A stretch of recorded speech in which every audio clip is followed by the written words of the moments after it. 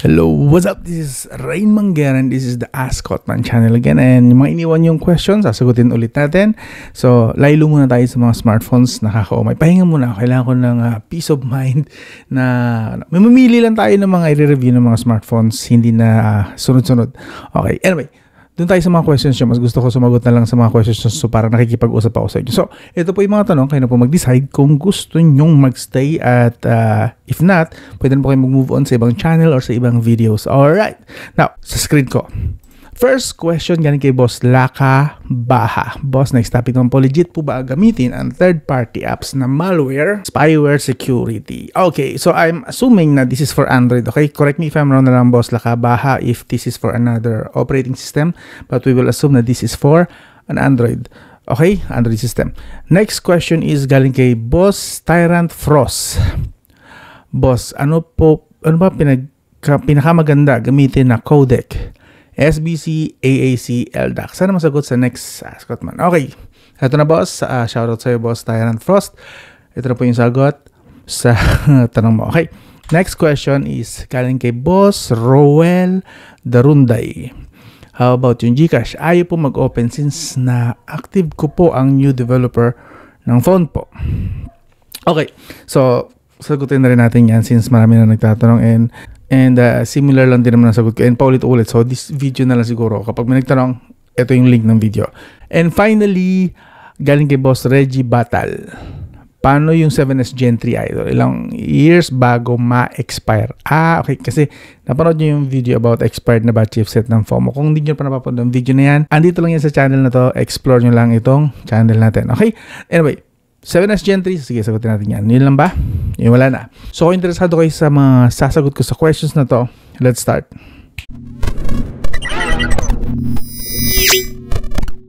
So, unang-unang tanong galing kay Boss Laka Baha. Boss, next topic naman po, legit po ba gamitin ng third-party apps na malware, spyware, security for Android? Okay, yun lang sasagutin ko lang for Android. So, for Android, like, sa 3 to 4 years ago or even 5 years ago yata, may video ako na ginawa na scam yung mga yan. Hindi na nyo naman talaga kailangan ng mga antivirus or anti-malware na mga apps or spyware security apps. And I will still stand by that statement. Hindi nyo kailangan yan. Pero, the good thing about this apps is malaki na rin po ang jump nila actually. May mga ilan sa kanila na very useful na. And I tested some of them like Malwarebytes, yeah, this Malwarebytes, Norton Security, Avast, even Avast okay din, dati hate na hate yan, pero nag-work na siya somehow sa mga pang anti-malware. Okay, still, bakit ko hindi nire-recommend to mga to? Okay, so kung avid viewer po kayo ng mga videos ko, iintindihan nyo to kung saan ako galing. So sa Android po kasi is secured na siya basta as long as, so una-una, secured na yung smartphone mo basta hindi ka nag-i-install ng mga APK sa kung saan sources, website, pinasa ng tropa, hindi mo naman alam kung saan galing yan, then nakuha ng tropa mo, yung mga galing sa mga Telegram groups, yung mga ganong yung mga ganong APK apps, hindi ko po i-recommend dyan na gawin yung practice. But still, that's your phone, and Android is basically designed para isang malaking freedom operating system compared sa iOS and even Mac. Actually, parang si Android kasi ang Windows OS ng mobile devices, which is true in a way. But my point is, hindi naman po kasi ganun kadali na penetrate ang isang Android operating system. Especially kung around mga Android 13 pataas. Especially those versions, ito mga latest, Android 14, Android 15, and we're going na sa Android 16. Secured na po yung mga yan. Even if delay ka na mga a few months or 1 year na hindi ka nag-security updates, secure po yung mga yan. As long as hindi ka install ng mga kung ano-anong APK. Just install your games, your apps, galing mismo sa Google Play Store, you're golden na. Okay na yun. Gold na yung ano mo, yung security mo. Safe na yun. Tapos updated pa ang yung security patch. Dagdag mo na yun kung mahilig ka. Although, aware din naman kayo na hindi ako masyadong fan ng mga security updates. Lalo pag galing sa mga Transsion, mga Transsion brands. Kasi, aminin natin yung hindi. fanboy ka man o hindi, masaktan ka man o hindi, pero most, if not all, most, okay? Hindi ko sinasabing lahat, pero most, as in sure ako na most updates na pinapadala ng Transsion brand ay kasama po dyan sila Infinix, Tecno, Itera. Minsan din nakakadagdag ng issue, walang fingerprint. Actually, nabanggit ko na to, yung Infinix Note 10 Pro ko, nawala na yung fingerprint, hindi ko na may balik. Wala naman akong ganang ayusin since hindi ko naman na ginagamit yun. Ginagamit ko lang yung pang test lang ng mga apps. But my point is, yeah, every updates, hindi naman, again, not all, pero most updates, may bagong issue. Frame drops, minute, etc. Sabi ko na before. And so that's why hindi ako masyadong fan ng security updates. But if may security updates, of course, entitled kayo na tanggapin yan at install sa smartphone nyo. Binili nyo yung smartphone mo and you are entitled to be feeling a little safer. Okay? Unang-una yun. Huwag kayo mag-ano ng APK. Of course, mga links na hindi naman kilala, na mga website. Yung porke may nakalagay lang na Jollibee free meal daw, mga pagka-senior mo to, niwala ka naman. Pero pag binasa mo yung link, wala naman Jollibee sa pangalan ng link. And kapag mas maganda kung medyo masanay po kayo kung mahilig talaga kayo mag-click ng mga links like sa Pure Gold, hanapin mo kung may puregold.com, but checkin mo naman yan sa mga website like pag Pure Gold website, meron ba silang website? I believe meron. So meron puregold.com. Ngayon, kung hindi iyang exact spelling na yan na makita nyo, itong puregold.com na ito, okay, hindi nyo makita yung exact spelling na yan sa gitna, sa umpisa, malamang phishing site yan. What are phishing sites? Okay, phishing sites basically ito, simplify ko lang, i-oversimplify ko lang. Phishing sites or phishing links ay yung mga nagpapanggap sila mga legit na mga website. Like GCash website, kunwari, bank, yung favorite bank mo na website, kunwari, BPI, BDO, mga ganon. Pero hindi po talaga sila totoong bank. Siyempre, pinapatype sa'yo yung login mo, password, username. Ngayon, pwede na lang kopyahin yan. So kasi na-type mo doon, sabihin magre-record na yung mga tina-type mo, mga password and so on and so forth. So iwasan yung mga ganun ha. So yun yung mga usual na problem kasi sa mga concern about security ng Android natin. Usually, hindi yung operating system ang problema. And even if updated ka sa security patches mo, like kaka-update mo lang kahapon. Pero once na kinlik mo yung mga phishing sites na yun, like yun nga, nag-enter ka ng username and password mo sa peking BDO, peking BPI, peking RCBC na link, wala rin eh. Useless yung security patch mo kahapon. Kaka-security patch mo lang kahapon, updated ka sa security, wala din yung useless. So, bottom line is human error usually ang nagiging problem sa mga smartphone na nagkakaroon ng malware, nagkakaroon ng spyware, ng mga phishing apps. Yan, tulad yan sa isang Reddit yata ako nabasa yon. Nauuso ang APK na GCash. Peke pa ng GCash yun. Ang purpose lang is papalagin ka pala sa GCash app na yon. Tapos yung ilalagin mo, yung i-enter mo na username and password is mapupunta sa website ng iba. Or mapupunta sa hacker. So, ma-access na nila yung inyong mga account. So, basically, hindi nyo talaga kailangan ang third-party apps and malware. Sapat na po ang Google Protect. Although, ang Google Protect minsan is may pagkatamad. Madalas, false positive pa. Yeah, pag false positive, ibig sabihin, akala niya malware talaga pero hindi pala. Pero usually naman, pagka galing sa Google Play Store, hindi na yun nagkakaroon ng red notification si Google Play Protect. Pero yun lang. Safe po actually ang Android as long as sa Google Play Store kayo. Hindi mo kailangan ng mga malware na yan. But again, kung afford mo naman mag-avail ng mga premium na services ng mga antivirus or anti-spyware na mga security apps and games, okay lang yan. Pero one more caveat, one more downside ng pag-i-install ng mga yan is hindi yan pwede sa mga low-end smartphone. Flagship smartphone, maybe, pwede. Mid-range, baka pwede na rin ng konti. But low-end smartphone, entry-level na smartphone mo, Helio G99, Qualcomm Snapdragon 6 Gen 1, or Qualcomm Snapdragon 4 Gen Series. 4 Gen Series, naku, napakahina po niya. Tapos lalagyan mo ng mga anti-malware, anti-spyware na app. Gapang po yan. Lakas niya sa battery. Kasi lagi pong running sa background yan. And every time na may ginagawa ka, mag-i-scan siya na mag-i-scan.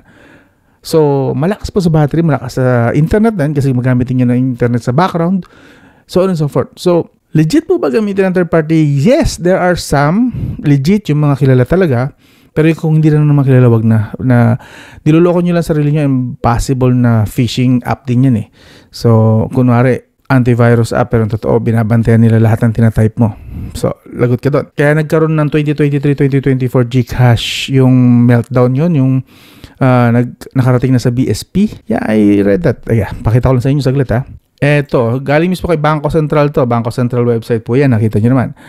Media and Research Press Release Statement. Ito yung kay November 11 to. Actually, meron pa nung October 2023. I believe nandito pa rin naman yun. Na-open ko yun earlier yata. This one? No, this is 2 months ago. This is 2023. Yeah, ito na yun. October, nag-start na siya. Gcash strengthens its app security. Actually, yeah, ganito. So, the problem is, hindi talaga ang security ng Android, kundi yung tayo mga user. Okay? Ang hilig natin mag-install ng mga third-party apps, mag-click ng mga hindi kilalang links. Ayun, nawala ng laman ng Gcash. So, basically, yes, pero konti lang. And hindi nyo po kailangan ng mga anti-malware, anti-spyware security. Okay? Kapag target ka ng hacker, wala kang magagawa doon kahit na super secured at kaka-update mo lang kahapon ng security patch ng Android mo. Target kayo, wala kang magagawa sa part na yun. Pero don't worry, tinatarget lang ng mga yan ay yung may pakikinabangan sila. So, basically, mga politiko, mga milyonary, yan. Diyan sila yung mga pro. Tayo mga ordinary, may mga nilalang na may hirap na wala namang significance talaga sa society. Pero kung magpapauto ka sa mga phishing apps, links, and scams, ikaw na mismo yung nag-invite sa kanila para nakawin yung natitira ng 1,000, 2,000 mo sa Gcash. Mga ganun tipo ba? So, yun. Take note, ako nga 1,000 nga lang din yata yung laman. May laman ba Gcash ko? Parang wala nga yata eh. Duda ko wala eh. Anyway, move on tayo sa sunod na question. Boss Lakabana, Baha. Galing kay Boss Tyrant Frost. Boss, ano ba pinakamaganda gamitin ng codec? SBC, AAC, LDAC. Okay. Pinakamaganda syempre, pinakamalinaw, pinaka-high quality sa tatlong binanggit mo is LDAC. Okay? And then, pinakamababa naman SBC. Anong ginagamit dyan? Best for sound trip, LDAC. Okay? AAC, nasa gitna siya ng good quality pero a little smaller sa size. Pero depende pa rin yan sa bitrate. But basically, that's the general term. AAC, nasa mid. And SBC, yun yung pinaka-low. Ang SBC, best po yan for gaming. Kasi sobrang baba ng bitrate niya.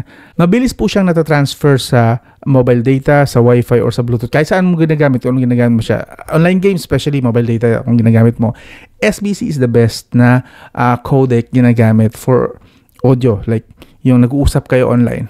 SBC po yan. Soundtrip, movie, LDAC. Pwede rin AAC kahit paano, kung di supported. Of course, hindi po yan gagana yung mga yan, ha? Kahit nasabihin natin, oy, gusto ko ng SBC, gusto ko ng LDAC. Gusto ko always LDAC. Hindi po gagana yung mga yan. Kung yung device na gamit mo, hindi naman supported yan. Hindi supported ng phone mo, or supported naman ng phone mo, pero hindi supported ng earbuds mo. Okay? So, always check both device na gagamitin mo, yung phone at yung speaker or earbuds or earphones or headphones, o man yung gagamitin mo, supported din dapat yung LDAC. Okay? Hindi porket gusto mo lang or nakita mo sa settings ng smartphone mo, meron. Kung hindi naman supported ng gagamitin mong external device for audio, use this. Kahit gusto mo, wala yan mangyayari. So, yun. LDAC, best. AAC, mid-ground. At least sa tatlo sinasabi mo, ha?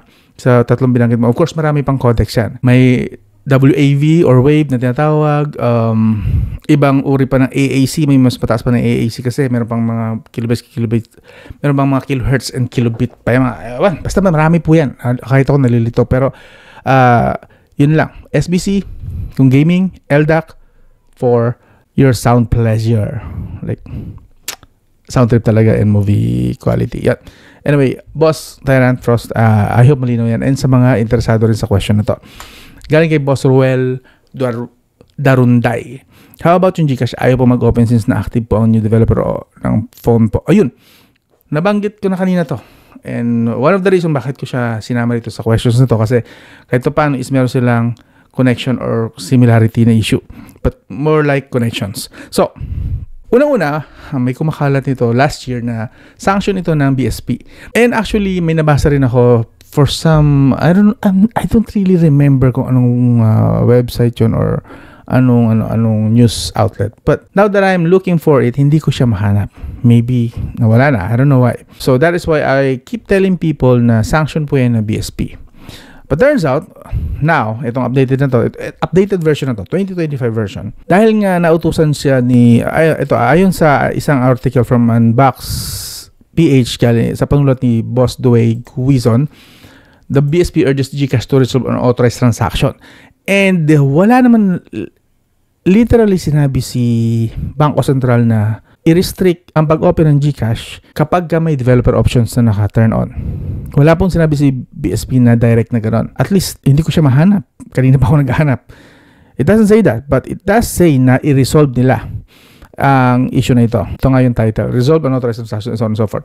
So, what GCash did is yung i-restrict. And most of us, actually, we don't really see the point. While meron namang grounds for reasonability yung sinasabi ni GCash na kasi nga naman pagka naka-open ng developer options, it means either rooted yung phone or possible i-root yung phone or possible na modifiable na siya with all the freedom na pwedeng gawin. Like pwedeng i-harvest ng hacker yung information sa smartphone, so on and so forth.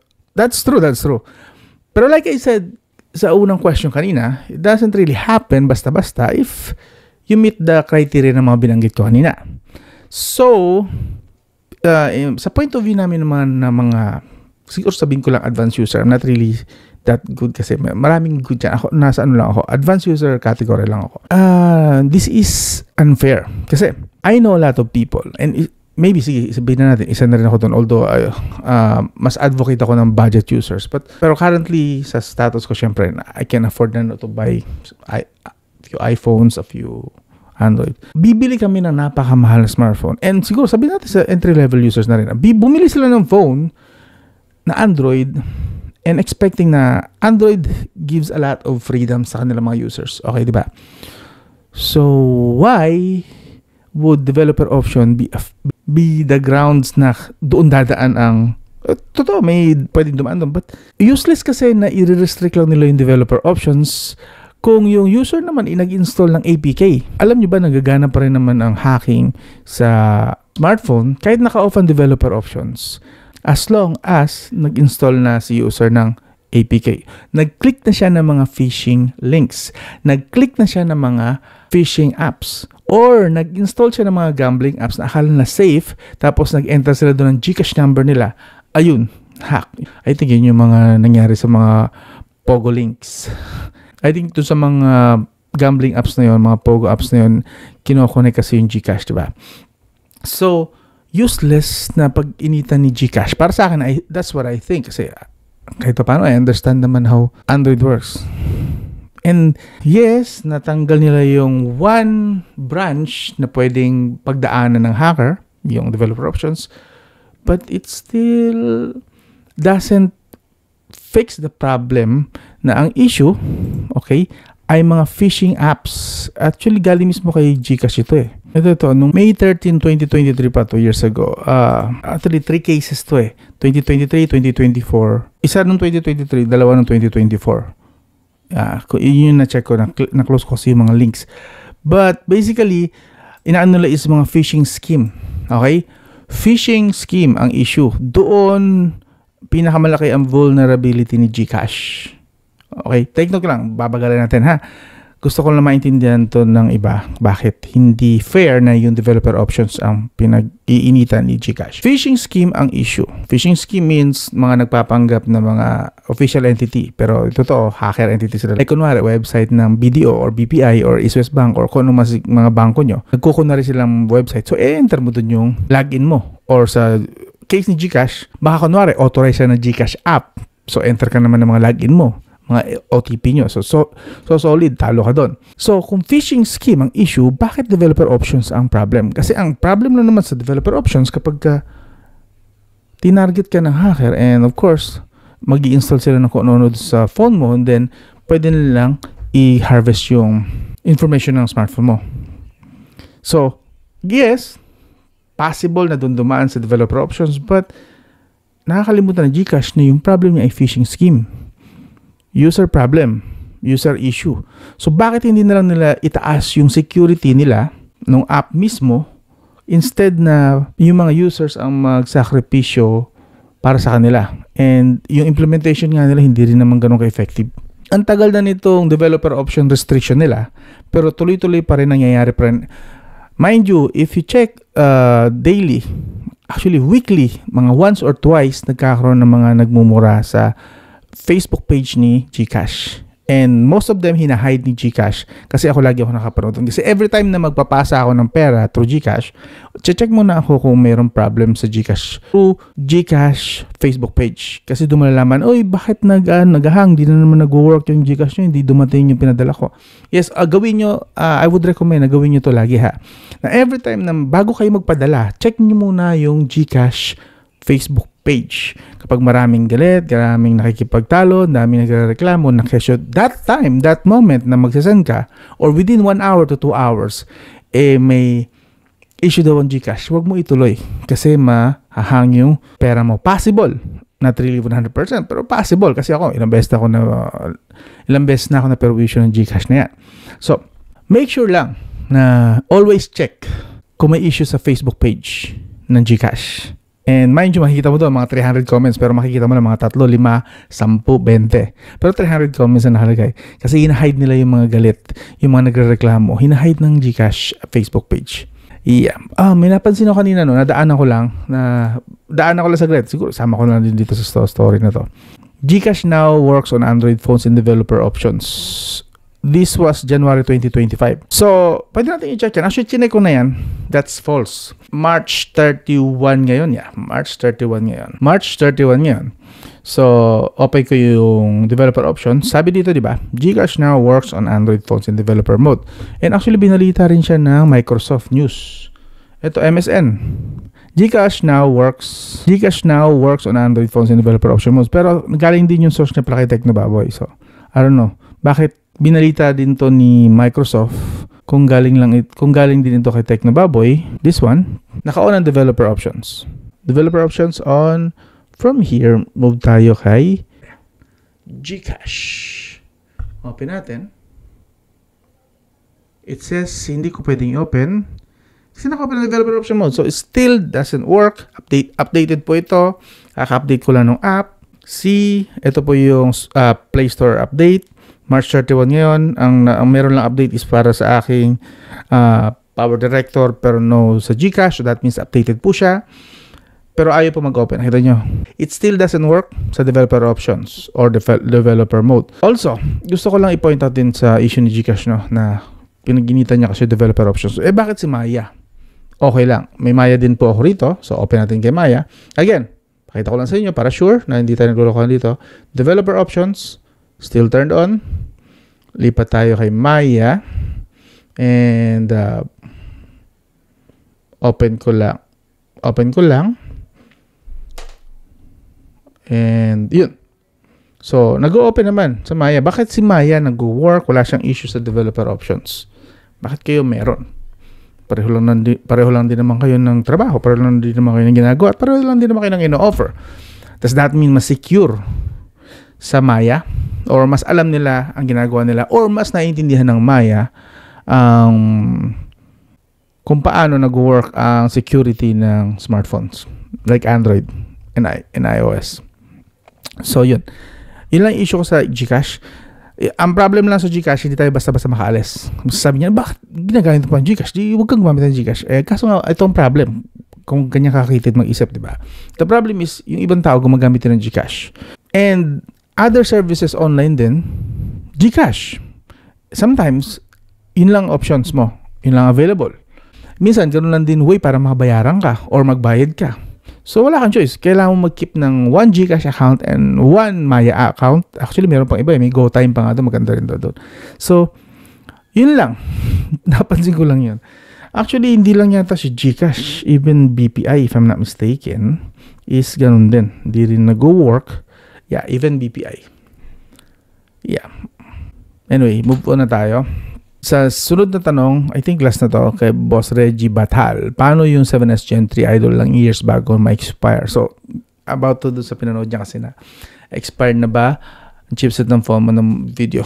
Again, nasa channel po yan, panoorin nyo, hanapin nyo para malaman nyo. Baka kasama dyan ang chipset ng smartphone nyo. Pero it seems hindi ko yata nabanggit itong 7S Gen 3. Kung 7S Gen 3 ang pag-uusapan, I think meron siyang, hinati ko sa usability and reliability. Reliability is, ibig sabihin, talagang maaasahan siya. So, sasabihin ko yung ilang taon pa siya na pwedeng maaasahan. And then, after ng maaasahan, yung usability na. Yung magagamit pa rin naman. So, ito po yun. Sa 7S Gen 3 is, bibigyan ko siya ng, sa reliability, ng, I guess, 3 years reliability and 5 to 6 years usability. Okay? Pero again, marami pong criteria yan. Panoorin nyo yung video para maintindihan nyo kung sinasabi kong reliability and usability. Okay? Pero reliability, again, around 3 years pwede pa yan. Si 7S Gen 3. Very reliable pa yan, at least at that point. Hanggang 3 years from now. Okay? Wala na ba? Yun lang. So, yes, napahaba akong video, which is yun naman talaga gusto nyo. At least yung mga na matagal na rito. Yung mga baguhan dyan, pasensya na kung matagal ako magsalita mabagal. Ganito po talaga rito. Madaldal kasi ako. And in a way, parang podcast na rin ito. Video podcast. Sabi nga parang vodcast. Video on demand podcast. But anyway, kung naging informative ito kahit katiting lang or konti lang, please sana consider nyo mag-iwan ng like. Subscribe na rin if hindi ganun ka big deal sa inyo. Free naman po lahat yan. Free naman po lahat to ng video dito. Subscribe. Or just like. Okay lang. Kung mabigat sa inyo mag-subscribe, edi kahit sana like na lang. Hindi naman siguro lakihang issue ang like. Diba? Like na lang. Kung ayaw subscribe. Big deal yata sa inyo yung subscribe eh. Yun lang po. And sa mga generous dyan na mga taga-subaybay na rito, I hope i-share nyo rin itong video na to para sa mga tropa nyo na gusto nyo maging informed din kahit paano. Okay? So, hanggang doon lang. This is Rain Manguera and this is still the Cotman Channel. I'll talk to you again soon. I'm out.